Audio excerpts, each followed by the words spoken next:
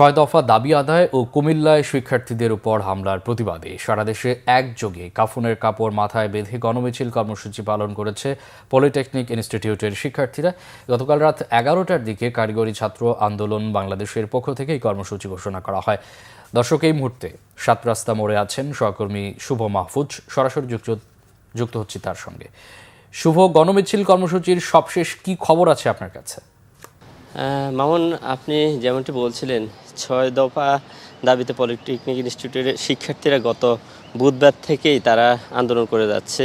গত বুধবার তারা সকাল 10টা থেকে সন্ধ্যা 6টা পর্যন্ত এই তেজগাঁওয়ের যে আশপাশের যে সড়কগুলো রয়েছে সেই সড়কগুলো অবরোধ করে কিন্তু তারা দিনব্যাপী আন্দোলন করেছে। এরপরে কারিগরি শিক্ষা বোর্ডের পক্ষ থেকে তাদেরকে আশ্বস্ত করা হয়, সচিবালয়ে নিয়ে তাদের সাথে শিক্ষা উপদেষ্টার সাথে বৈঠক করা হবে এবং সেই বৈঠকে তাদের দাবিগুলো মেনে নেওয়া হবে। কিন্তু গতকালকে তারা কিন্তু সচিবালয়ে গিয়ে সেখানে শিক্ষা উপদেষ্টার সাথে বৈঠক হয়নি, অর্থাৎ শিক্ষা উপদেষ্টার পক্ষ থেকে কোনো ধরনের আশ্বাস তারা পায়নি তাদের যে 6 দফা দাবি।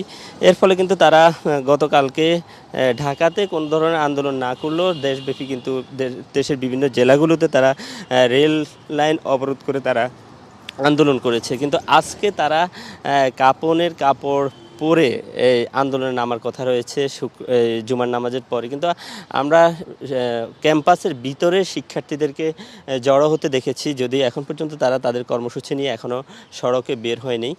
তবে যে কোনো অপ্রীতিকর ঘটনা এড়াতে এখানে আইনশৃঙ্খলা রক্ষাকারী বাহিনীর সদস্যরা কিন্তু প্রস্তুত রয়েছে এবং তারা যেটি জানিয়েছে কোনো ধরনের অপ্রীতিকর ঘটনা যাতে না ঘটাতে সেক্ষেত্রে তারা কিন্তু সতর্ক রয়েছে।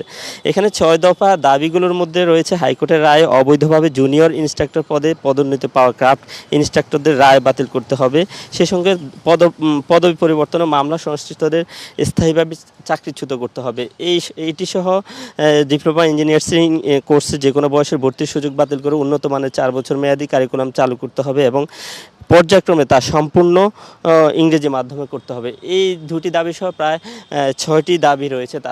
এখানে আমি কিছুক্ষণ আগে দু একজন শিক্ষার্থীর সাথে কথা বলেছি। আসলে তারা বলছে যে এই যে ক্রাফট ইঞ্জিনিয়ারিং যে পদগুলো রয়েছে এখানে বিভিন্ন কলেজ ইউনিভার্সিটি থেকে, অর্থাৎ এসএসসি কিংবা ইন্টারমিডিয়েট পাশ করে এখানে চাকরি রয়েছে। তাদের মূলত কাজ হচ্ছে যে টেকনিক্যাল যে বিষয়গুলো, যন্ত্রপাতিগুলো রয়েছে সেগুলো দেখভাল করা। কিন্তু হাইকোর্টের যে রায়টি দেওয়া হয়েছে এর ফলে কিন্তু তারা শিক্ষকতা বা শিক্ষার্থীদেরকে পাঠদানের সুযোগ পাচ্ছে। তো শিক্ষার্থীরা বলছে আসলে তাদের যে যোগ্যতা নিয়ে, কোয়ালিফিকেশান নিয়ে যেখানে প্রশ্ন রয়েছে সেখানে তারা কিভাবে পাঠদান করবে, এটাই হচ্ছে মূলত দাবির অন্যতম একটা বিষয়।